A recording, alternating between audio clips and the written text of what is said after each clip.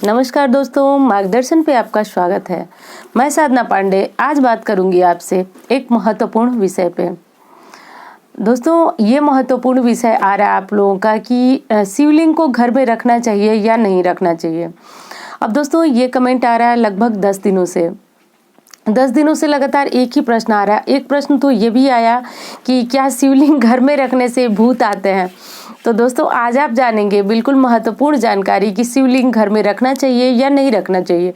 अगली चीज़ ये है कि शिवलिंग अगर आप घर में रखे हैं तो कहाँ पे न रखें, किस प्रकार की सावधानियां रखें, यानी शिवलिंग से जुड़ी हुई महत्वपूर्ण जानकारियां आज आप इस वीडियो में जानेंगे।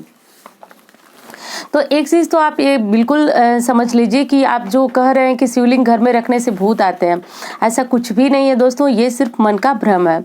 भगवान भोलेनाथ को सभी लोग जानते हैं कि वो भूतनाथ हैं, और भूतनाथ भगवान भोलेनाथ, तो उनके रहते हुए जब वो भूतों के नाथ हैं तो फिर भूत और प्रेत पिशाच ये सब आपका कुछ भी नहीं बिगाड़ सकते हैं।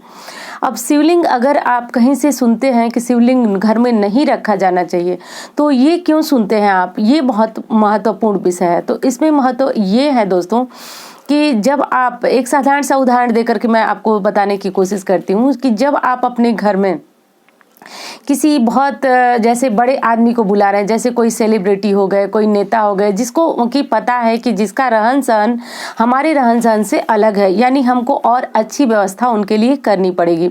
तो जब एक बार आप उनको अपने घर पे आने का आमंत्रण देते हैं या फिर उनको बुलाते हैं, तो निश्चित रूप से आप उनके बैठने, रहने, सोने, यानी उनकी जो व्यवस्था है उसको आप चाहते हैं कि वह व्यवस्था आपकी पूरी सुपीरियर हो, उनको कहीं किसी प्रकार की तकलीफ ना हो। तो अब आप समझिए कि शिवलिंग के साथ भी वही होता है। शिवलिंग एक मतलब बहुत हमारी जो समझ है, ये कह सकते हैं कि शिवलिंग जो है संपूर्ण ब्रह्मांड है। तो जब हम उसको अपने घर पे लाते हैं, ध्यान दीजिए, जब हम उसको अपने घर पे लाते हैं तो उसके रख रखाव का हमें बहुत ज्यादा ध्यान देना चाहिए। तो शिवलिंग जब आप घर पे, बहुत सारे जगहों पे देखा जाता है कि शिवलिंग को रखने का स्थान लोग तुलसी के नीचे रखते हैं। दोस्तों, भूल करके भी अगर आप तुलसी जी के नीचे शिवलिंग रखे हैं तो अभी हटा लीजिए। ये स्थान बिल्कुल शिवलिंग तुलसी के पास होना ही नहीं चाहिए, ये बहुत बड़ा दोष है। अब कारण ये है दोस्तों कि तुलसी के जो वृंदा रूप में थी, उनके पति का वध जो है शिव जी ने किया था। तो इस वजह से तुलसी शिव जी पे चढ़ती भी नहीं है, और तुलसी के नीचे जो है शिवलिंग कभी भी रखा नहीं जाता है। तो इस बात का आप ध्यान रखिए। अगर आप रखे हैं तो ये महापाप है, इसको अभी हटाइए। दूसरी चीज है कि अगर आप शिवलिंग लाते हैं तो फिर आपको उसमें ध्यान रखने वाली बात यह है कि शिवलिंग जो है अंगूठे के बराबर ही लाइए। बहुत छोटा सा शिवलिंग आप अपने घर में लाइए। दूसरी चीज है कि शिवलिंग को रखने के लिए आप कोई ऐसा बर्तन ले लें, यानी कोई एक थाली ले लें। जैसे ये थाली, ये भी प्रश्न आ रहा है कि किस चीज की हो, तो देखिए थाली आप किसी भी धातु की ले सकते हैं। देखिए स्टील पूजा पाठ में हम लोग प्रयोग नहीं करते हैं, क्योंकि पूजा पाठ के लिए जो धातु प्रयोग होती है, खासतौर से भोलेनाथ की पूजा में, वो होती है कांसा और पीतल, चांदी, सोना। तो चांदी सोना तो अब संभव नहीं है। आपके पास हो तो बहुत अच्छी बात है, आप वैसी थाली में भगवान भोलेनाथ का जो शिवलिंग स्वरूप है उसको रख लीजिए। अब रखने के बाद आपको एक चीज जो है वो सबसे ज्यादा ध्यान रखना है कि शिवलिंग अगर आप घर में रखे हैं तो शिवलिंग को कभी सूखा नहीं रखा जाता है, क्योंकि उनके ऊपर, यानी शंकर जी के ऊपर एक 3 पाई जो मिलती है, 3 पाई वाला स्टैंड होता है, उसके ऊपर आप एक लोटे में पानी भर करके रख लें। अब वो लोटा ऐसा हो जिसमें एक सुराख हो, और उस सुराख में आप एक छोटी सी रुई की बाती डाल दें। यानी जैसे मंदिरों में आप देखे होंगे कि शिवलिंग के ऊपर बूंद बूंद करके जल जो है टपकता रहता है।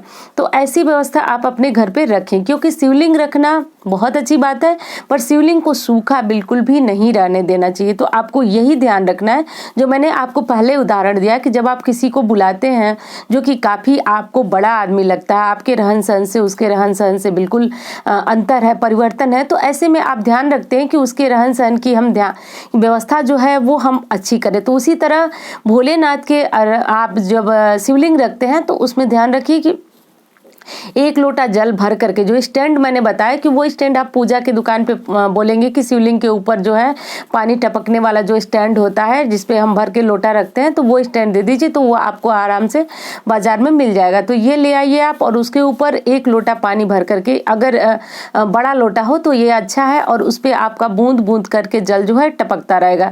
तो इस प्रकार अगर आप शिवलिंग रखते हैं तो आपको किसी प्रकार का दोष नहीं लगेगा। बहुत बड़ा नहीं होना चाहिए, अंगूठे के आकार का शिवलिंग होना चाहिए। दूसरी चीज कि शिवलिंग सूखा नहीं होना चाहिए। ऐसा कहीं नहीं लिखा है कि आप घर में शिवलिंग नहीं रख सकते हैं। अगली चीज ये है दोस्तों कि शिवलिंग जब आप रखें तो जैसे आप समस्त देवी देवता की पूजा करते हैं, उनकी सफाई और शुद्धता का ध्यान देते हैं, इसी प्रकार आप भोलेनाथ की शिवलिंग स्वरूप की भी ध्यान रखें। उनको भी साफ सुथरी स्थान पे रखें, अपने मंदिर में रखें, और उनकी भी सफाई का भरपूर ध्यान रखें। अब इस प्रकार करके आप भोलेनाथ की पूजा सोमवार को करें, प्रतिदिन करें, तो इसमें कोई दिक्कत वाली बात नहीं है। जो आप कहते हैं कि दिक्कत है, भूत आती है, ऐसी कोई समस्या नहीं है। आप रखिए, भोलेनाथ जो है भूतनाथ है, उनको रखने से कहीं किसी प्रकार के भूत नहीं आते हैं। दूसरी चीज ये है कि यहाँ रख करके आप अपने घर में शिवलिंग को पूजा करेंगे तो फिर आप उनका अभिषेक भी प्रतिदिन कर सकते हैं, क्योंकि दोस्तों शास्त्र में जो भोलेनाथ के लिंग स्वरूप की पूजा है उसी का बहुत अधिक महत्व बताया गया है। तो इसलिए मंदिरों में भी आप प्रायः देखते हैं कि भोलेनाथ का उनके लिंग स्वरूप की ही पूजा होती है। तो आप उनको रखिए और रख करके आप घर में विधिवत उनका अभिषेक कीजिए। वैसे आप जानते हैं कि भोलेनाथ की पूजा में अभिषेक का बहुत महत्व है, तो उनको रखिए और उनका अभिषेक कीजिए।